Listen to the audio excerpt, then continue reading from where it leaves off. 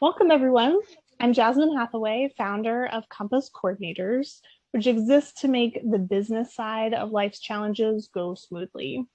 So, I created my company after getting a crash course in just how much paperwork, tasks, logistics, and bureaucracy were involved after my husband Alan passed away in 2015.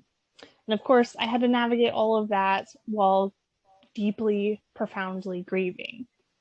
So these days, I'm guiding clients through the work that's on their plate while they are grieving either the loss of a loved one or the loss of a relationship. And when they're separated, going through the process of divorce. So often, even seemingly simple tasks can feel overwhelming when we're grieving. And I know that was my experience as well. So I thought it'd be helpful to talk to a specialist to understand more about how grief shows up in our lives. So I'm so pleased to get an opportunity to interview Holly Gainsboro of Golden Heart Grief. Holly and I met in a class about the grief of traumatic loss. And in her work, she focuses on helping people understand grief, process their experience, and figure out what it might look like to live with it. So Holly, hello. Why don't you tell us a little bit Hi. about you and what you do with Golden Heart Grief? Well, thank you. Thank you for inviting me today. It's wonderful to be with you and with your listeners. So Golden Heart Grief began, 8 years ago. My first husband, I'm remarried, my late husband died in December of 2010. And like so many, I was bereft and overwhelmed, was having a hard time figuring out how I was going to put one foot in front of the other. And yet I did. And I discovered the grief recovery method, found myself wanting to be present for other people and their grief, and found that the grief recovery method not only helped me in my training, but also to be fully present and to hold space and be that heart with ears for other people that are traveling whatever their grief journey is. And there are over 40 losses that can be experienced. Tell us about those. Like you don't have to go through all 40, but tell us about some of the different types of losses. Because hopefully we won't all experience all 40. Yeah. Certainly not all 40 at one time.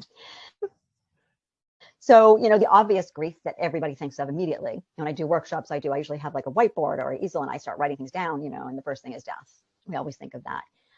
But there are so many others. So there's divorce, there's relationship breakups, there's pet loss, aging, empty nesting, pregnancy, having a baby. While that's a joyous and wonderful time, there's the and space, joyful and so happy. And yet are pieces of your past life, that independence, the freedom to do whatever you want, to go and travel, it changes. It doesn't mean that it's bad, but it's there. So there are many moving from town to town, just from one house to another house, kids changing schools,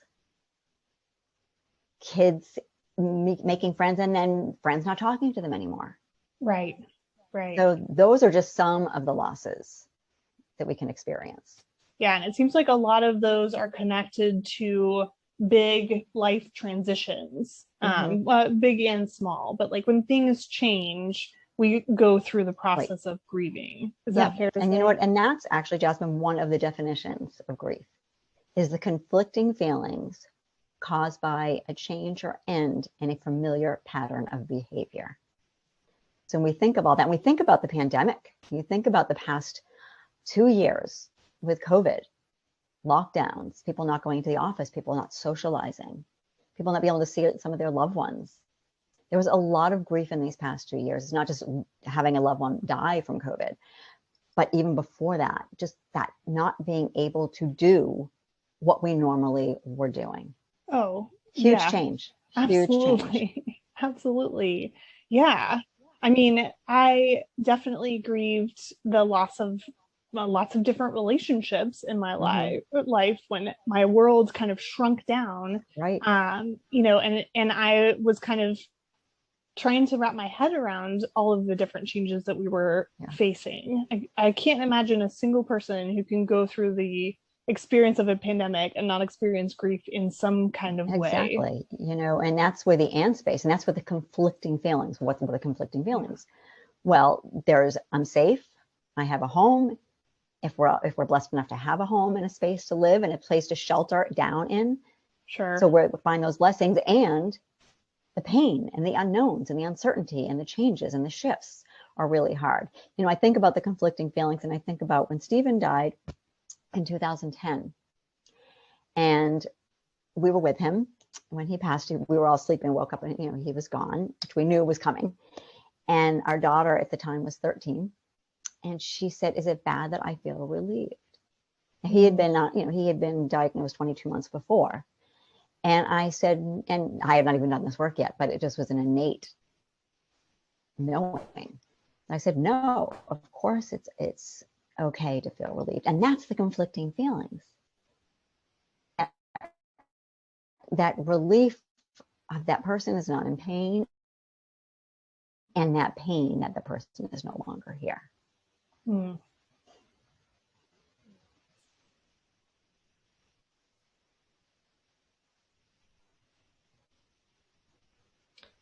Okay, Holly, I think we lost you for a moment, but I think we're back. Okay. Okay, so both you and I have lost a spouse. So I just want to talk about loss for just a second, because someone asked me recently, how do you get over losing someone? And I was like, that just really struck me, because I felt like that was so completely untrue. Just like the premise of that question. I just never feel like you do get over it. So can you talk about what your reaction is to a question like that? Yeah, well, my first reaction is, what an interesting thing to say or ask, and what is their journey? What is their agenda? And what is their agenda for you, whomever they're asking that question? What is their experience with loss? And what is their history and the tapes that play for them about loss and about the death of a loved one? So that's the first thing to find out. What did they learn? The second answer to that is, we don't get over. We're not supposed to get over it. It's not like climbing a mountain and then you say, oh, the other side. Phew, I made it. You know, it doesn't work like that. It's like people talking about getting closure. I need closure. Well, we don't have that. And the reason we don't have that is because the love we have for those who are no longer of this earth, that doesn't end. We don't close the door to that. We don't get over that. We move through it. We move forward. We don't move on. Because again, moving on means we leave it behind. We don't do that. We embrace it, and we continue to love that person in a different way, create a different relationship with them. And we, like I said, we move through it while embracing it at the same time. So we don't get over losses. We're not intended to get over losses, because we're going to have those moments, you know, where we've got the bounce back in our step and we're feeling great. And then a song comes on and it's like, that doesn't feel so good. And that's okay. It's okay. Just sit in that space. So Holly, I'm wondering if, you know, some of what you're talking about comes from just our culture's discomfort with feelings of grief and unfamiliarity with how grief can show up. So they, you know, there's this perception that it's okay to grieve for a while, and you know, it probably looks like crying all the time and dressing in black, or whatever, you know, whatever these kind of like old stereotypes are. And we don't know what to do with somebody who's grieving years later, or like their grief doesn't show up the way that we expect it to. Does that seem right to you, that it's so discomfort? Yeah. So here's the thing about grief and people's discomfort with it. Like you say, we aren't taught about grief. And as a society, we are comfortable talking about death. People look at the obituaries that calls out, oh, so-and-so died. We post on social media, you know, whether it's someone we know or someone famous. But we haven't learned about grief. You know, we go to school and we learn about arithmetic. We learn how to write. We learn how to read. You know, my age, we learn home ec. But we don't learn about grief and how to do it. And so the only resource we have is what we observed. So I just say to people, what did you observe? What did you learn? What's your earliest memory? And what did you observe? How did your family behave when a great grandparent died or a grandparent died? Because those are the messages. And it perpetuates right from generation to generation to generation. That's what I love about the grief recovery method, because it's an educational program with a therapeutic component. So yeah, we don't know how to do this, and people are uncomfortable because of their own stories, their own histories, and their own tapes that play, and they don't know what to do. So they figure that they don't have to be a part of it and comfortable. Holly, I'm going to get you to repeat the last thing that you said. They don't know what to do, and then I lost you for a second. Can you repeat that? Sure. So they don't know what to do. So what they do is try to skirt it. I'm going to change my wording because it just, whatever comes to me. But they skirt around it. They don't want to feel the pain. They don't want to feel their own pain. They don't want to be triggered. There's a fear of messing up, of saying or doing the wrong thing. And invariably it happens, again, because we haven't learned how to do this. So it's easier to just put it under the rug and just sort of pat you on the head and say, oh, it's okay. You're still grieving. I remember several years ago, Stephen was probably gone a couple of years at that point. And I was at the gym and I was in the locker room and it was not a good day. And someone who I knew from the gym said, what's wrong? Are you okay? And I said, yeah, I'm just having a grief day, and she knew that Stephen had passed away. And so she said, still? And I thought to myself, interesting, because I know that she had a father who had died many years before. And I said, yes, still, forever. Now, that doesn't mean that forever I'm sitting there in the abyss of my grief, crying my eyes out every single day. But yes, some days there are those grief bursts. But it was interesting. She wasn't comfortable. She didn't know. Yep, exactly. Yeah. Oh, I can trade you a grief story in the gym if you want. Let's do that. I have a tattoo. I can trump that story. It's not a topping thing. I just found it so interesting. So I have a tattoo on my right bicep. It's just a lowercase a, and I got it before Alan passed away. And it's kind of a dual meaning to me. It's my daughter's name, Alex, and my husband's name, Alan. So it was really meaningful to him, and it means a lot to me. So I'm in the gym, and of course my bicep is probably looking pretty good in the gym, right? So the stranger comes up to me and asks me about my tattoo and says, why do you have an A? And I said, well, it's for my husband who passed away a few years ago. And he was so deeply uncomfortable. And this is a stranger. I have never seen him before. He'd never seen me before. But that answer, it almost looked like he wished he could just melt into a puddle and fall away. People are so uncomfortable. Did not know how to function with that. And I was like, oh, that's interesting. I had somebody say once when I said, it's a guy at the gym, and he said, how you doing? I said, it's a rough day today, hard grief day, whatever. It may have been an angel verse, it may have been whatever it was. And he said, well, chin up. I was like, right? I thought to myself, I really want to say, oh, why didn't I think of that? Just put my chin up, silly me.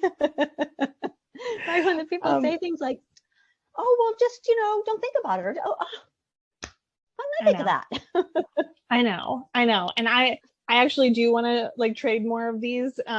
But I want to circle back around to something that you said earlier, and just kind of sit for a second in this idea of learning lessons from grief.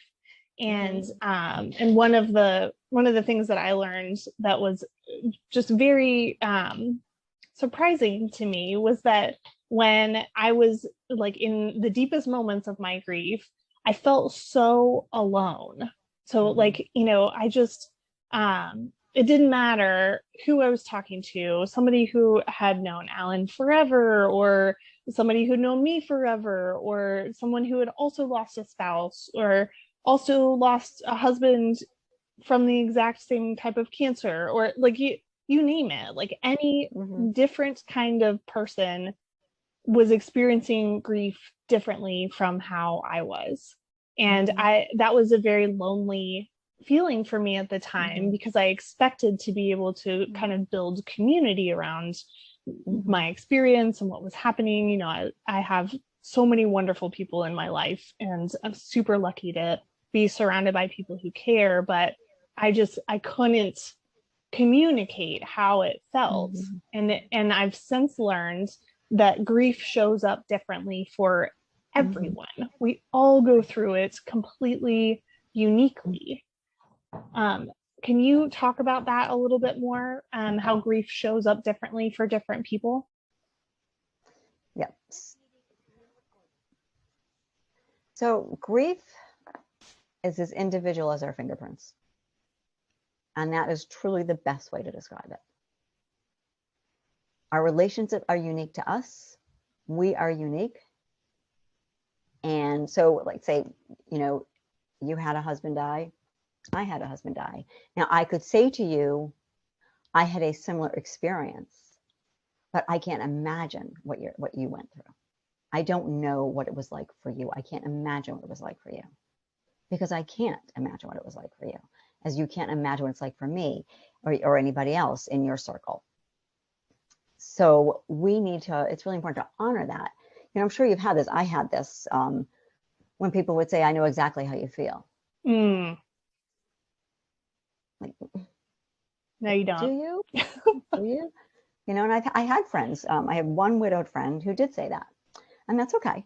You know better, you do better. But I don't know. I don't know how you feel, because I didn't know Alan, and I didn't know your relationship with Alan. Yeah. Yeah. So can you say, like, I understand, or like I recognize that? So just like I said to you, I had a similar experience, but I can't imagine what this is like for you. If it's somebody who is like a brand new, you know, you have a friend whose husband dies and you want to say the right thing, you know, and not saying, oh, I remember when Alan died, it was so awful. I know exactly how you feel. Okay. I remember when Alan died, it was so awful. And I can't imagine what this is like for you. Yeah. But I know it stinks. And I'm here. Yeah. Yeah. Right. That last part is the most important, right? To just be present with the person. I am with you. I don't know what you're feeling, but I'm with you. And do you want to share? Do you want to share what you're feeling? Do you want to talk about this with me? Yeah.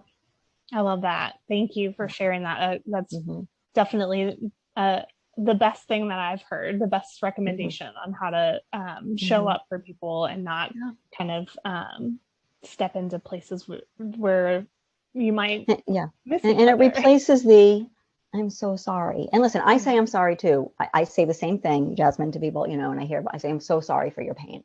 You know, I'm sorry for your loss. And I'm here.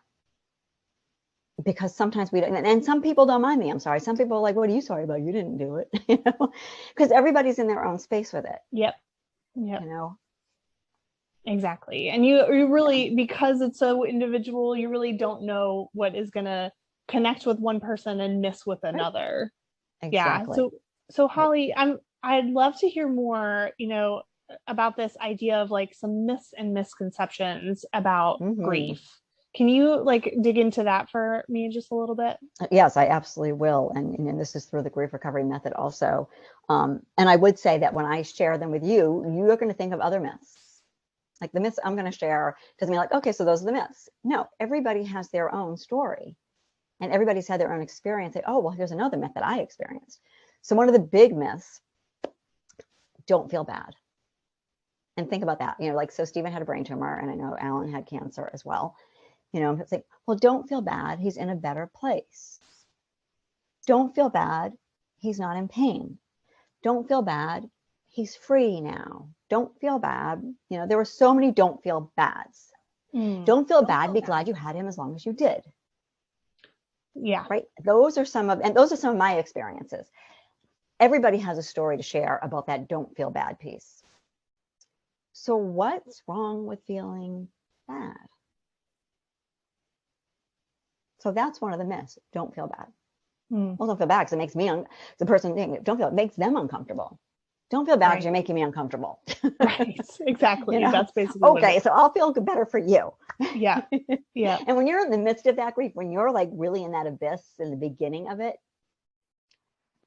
the last thing you want to worry about is anybody else's emotions and You their don't have the experiences, capacity. right? You don't. You can't. So they need to hold space for you, but some people just don't have that capacity. And that's all based on fear. Yeah. It's all based on fear. So Mm. that's one of the myths. You know, another myth, oh, you've heard this one. Just give it time. Oh, in time heals. Time heals all wounds. Well, here's the thing.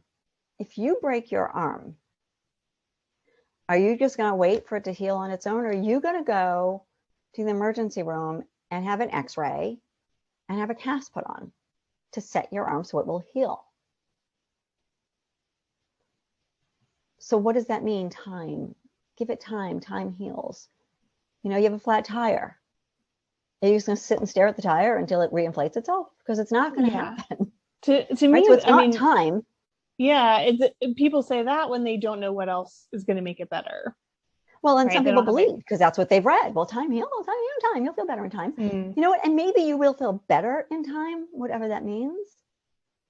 But it's what you do with that time. Like, what are you going to do with that time? You know, I said this to my kids when they've gone through breakups and everything. And it's like, well, you know, time will feel better. I was like, but what are you going to do with that time? What actions are you going to do? What action steps are you going to take with that time that you are given as you're grieving this painful, whatever the loss is? So that's a big one. Another one, be strong. You gotta be strong, be strong. But, you know, you had a little one. I had teenagers. You gotta be strong for your kids. You gotta be strong, or just be strong. Or be strong. Kids, chin up. You know, be strong. And that, to me, says, don't cry. It says crying is weakness. Grieving is weakness. Feeling your feelings is weakness. When there is strength in tears, there is strength in grief, there is strength in recognizing, acknowledging, and embracing where you are on your journey. Strength to me is more that. Weakness is not embracing any of that. And I don't even like to talk about strength and weakness because I just don't believe in those words. You know, they're appropriate at certain times in life, but not with this. Not with this, but be strong. You know, I don't know if you heard that. Be strong. You be strong. Jasmine, be strong. Your daughter needs you. Be strong. Yeah, and you know, some people would say it in like an admiring kind of way, like, oh right, you're so strong. Yeah, and I was like, it's a lot of pressure. Yeah, it is a lot of pressure. Like, what does that mean? Yeah, what does that mean? You know, to be strong. Yeah, absolutely. So okay, so how I want to kind of, I think we'll circle back around to some of those things that like people should or shouldn't say, but but what can we do for ourselves when we're grieving? How can we kind of like take care of ourselves best? Okay. You know, and one of the things I think about self-care, it's like just another task a griever has to do. So if somebody says, oh, you need to take care of yourself, what are you doing for your self-care? And it's just another thing to add to your list as a griever. Like, oh, now I have to take care of myself. What does that mean? What is self-care? Right? But caring for yourself means just feeling. I'm all about just feel the feels. That's like my hashtag in everything I post. Feel the feels. We don't need to stuff things down. We don't need to do things so that we don't feel bad. Just feel it. And if you have a moment of laughter and joy, that's okay too. Feel that part too. Be in that joy and sadness place. It's okay. You know, I've had widows say to me, and I don't want to go to the movies. I'm afraid I'll have a good time. I'm like, well, what's going to happen if you have a good time? Well, I might laugh. And I feel like I'm disrespecting my late husband. And then we go through a whole conversation with where did that come from? Right. You know, and the guilt word, which is a whole other topic that if we have time to share, I will. So it's that feel. The most thing is feeling the feels, you know, feeling your feelings. Talk about it. Find people that feel safe for you, that can be present for you, be that heart with ears for you to talk. Talk about your loved one. Talk about the experience if you need to. Some people need to keep talking over and over again about the death and about the relationship and about the good stuff and the bad stuff. Talk about it. Don't feel like you have to stuff things down and pretend everything's fine. Don't do that Academy Award winning behavior of, I'm fine, I'm fine, I'm fine, I'm good, everything's good, I'm okay. Like don't feel like you have to do that. If you're around people that aren't your safe people, then you do what you got to do. Sometimes it's safer to say I'm okay. Right. You know, but feel those feelings, embrace those feelings, sit in it. You need to cry, cry without apology. Let those tears flow. And you know, tears have different chemical components, and grief tears have a definite different chemical component than other tears. And it's very cleansing and it's releasing. And think about if you have a really good cry, right? If you just have that guttural cry and afterwards you're exhausted and yet you're like, because all that stuff is sitting, all that gunk is sitting there. You know, seek support, not just from the safe people that are friends, seek support, you know, someone, you know, a grief recovery specialist like myself, or a therapist. I'm not a licensed therapist. If you need to find a licensed therapist, find a licensed therapist. But seek that support from somebody who is well-versed in grief. Not everyone is. Not all psychologists are. Not all social workers are. You know, find someone who really understands the nuances of grief so that they can be present for you and hold space for you and guide you through that journey and have an understanding of that journey and an education of what that journey looks like so that you can absolutely get that bounce back in your step. There's no doubt about it. Yeah. I've seen it so many times with clients. Yeah. Yeah. I think, you know, getting the bounce back in your step. I mean, I think a lot of people want that and they think that that's like, you know, what they should be like, right? I mean, there's a lot of shoulds kind of underlying a lot of what we're talking about here. But you know, I think part of accepting that grief is going to be with you, you know, in some kind of form is also an openness to like a different kind of normal and like being changed by this experience and maybe not showing up in the exact same way that you used to. Right. And, you know, and it's a different relationship with your loved one. You can still have a relationship with your loved one, even though they're not of this earth. It's just a different relationship. It's a remembering. You know, you bring them still in as a member, but in a different way. It's a different type of relationship is the best word I can say. I remember being at something, it was some type of workshop. It wasn't a grief workshop. And the woman leading it was talking about her family. And she said, well, I had 5 sisters, but now I have 4 because one of my sisters died. And I piped up because it's my field and said, you still have 5 sisters. And she looked at us, thank you. Thank you for saying that. Yeah. Just because someone died doesn't mean that they're not a part of your life. They're not a part of the fiber of your very being. That's so true. Man, I love that. Okay, so Holly, I want to wrap us up with like a lightning round of do's and don'ts. So like if we have somebody in our world that is grieving, hit me with some of like your top recommendations for like definitely do, definitely don't, do or say. Okay. Don't say some of the myths that we just shared. Yeah. Don't do that. Yeah. Do what we talked about saying, you know, I can't imagine what this is like for you, and I'm here. Don't say, call me if you need anything. Okay. Never put the burden on the griever. Yeah. Never put the burden on the griever. And the griever doesn't always know what they need. Right. So if you think of something, just do it. If you think you want to send a meal over, drop it off. You know, you can call or text and say, hey, I'm dropping off dinner. I can just leave it at the door if you don't feel like seeing anyone. I'm leaving it at your door. If you want to see me, open the door. Yeah. Right? No pressure. Right.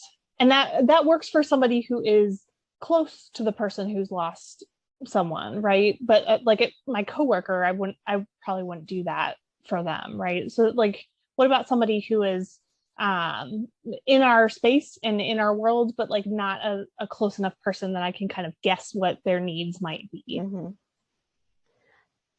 You're in my heart. I'm thinking about you. You know what? I don't know what to say. I don't know what to say. Be real. Be Yeah. real. Be honest. Just show up. Right. Just show up and you know, drop into your heart space. Yeah. You know, get out of your head and think, I want to say the right thing, I want to say the right thing. So we've all said I've said the wrong things. And I'm a specialist. I've been doing this for years. You know, sometimes we get trooped up on our heads and we just be in your heart.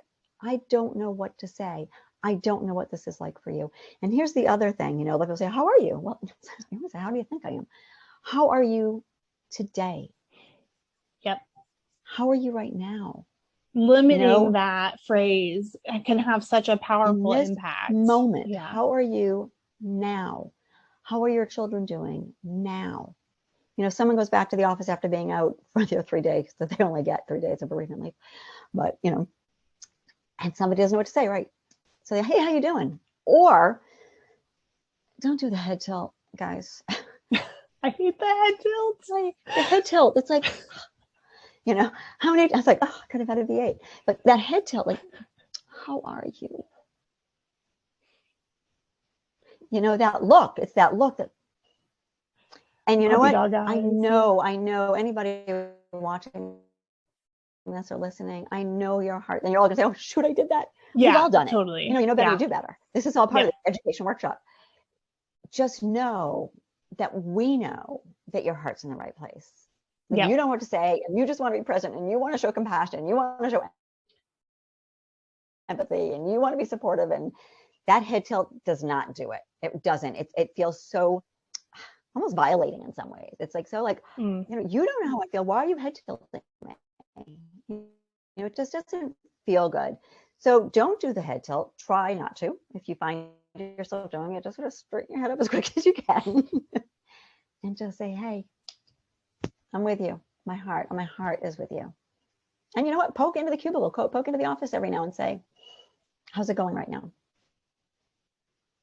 Can I get you a glass of water?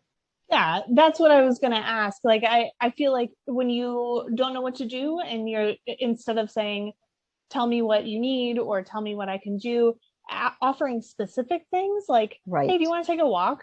Or like, do you want to have lunch with me today? Yes. Or something like that. That's like, it's discreet enough that they understand what the ask is and they can say yes or no, and just kind of make it clear that there's no pressure.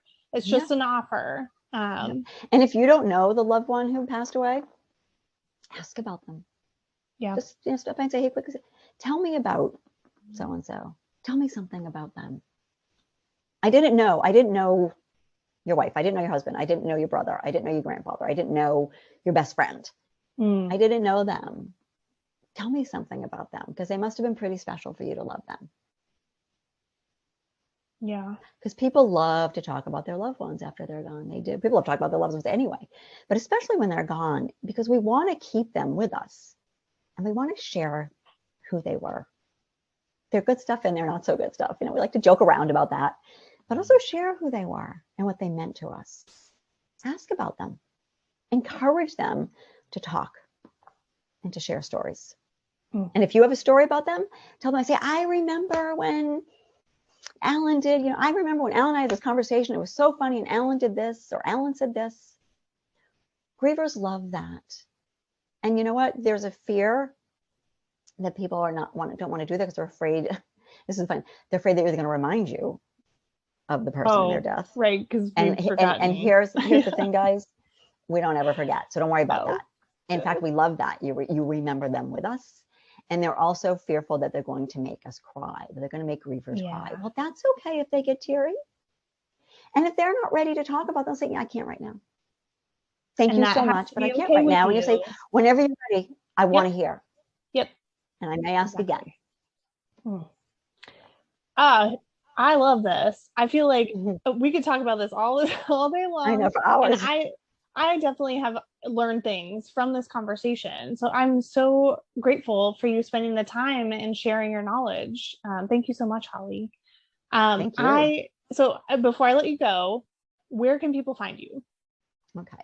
So they can email me at goldenheartgrief@gmail.com.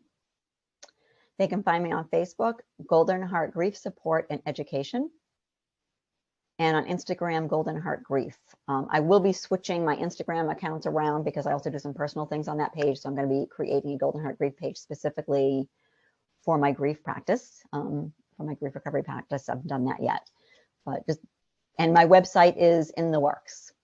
Okay, perfect. And you're in Charlotte, where I am, but you work with people all over, correct? So yes, I can. So I'm completing my training actually tomorrow. Perfect timing, Jasmine. Yay. So I've been a certified grief recovery specialist, method specialist for 8 years. And tomorrow I will complete my advanced certification training, which then allows me to do virtual one-on-ones with people. Now I can do groups as well. I prefer one-on-one. I find it just more connecting. So I love that one-on-one work. So I will, after tomorrow, I will be able to do one-on-one, virtual one-on-ones with all around the country, all around the world, honestly. You know, I have a Zoom account as long as my Wi-Fi is up and running. As we all know, we're all living in this virtual world these days. So yeah, so I will be able to do the one-on-ones. I am also available to do workshops and seminars and, you know, go into corporations and let's talk about what grief looks like in the workplace, because productivity goes down when someone is grieving the death of a loved one. You know, for people who have jobs, you know, this pandemic has created a lot of job loss, homelessness, moving. So I'm happy. I love doing workshops. I love having conversations like this. So I'm available for that as well. Wonderful. Such an amazing person, resource. Definitely give her a call. All right. Thanks, Holly. Thank you so much. This was wonderful.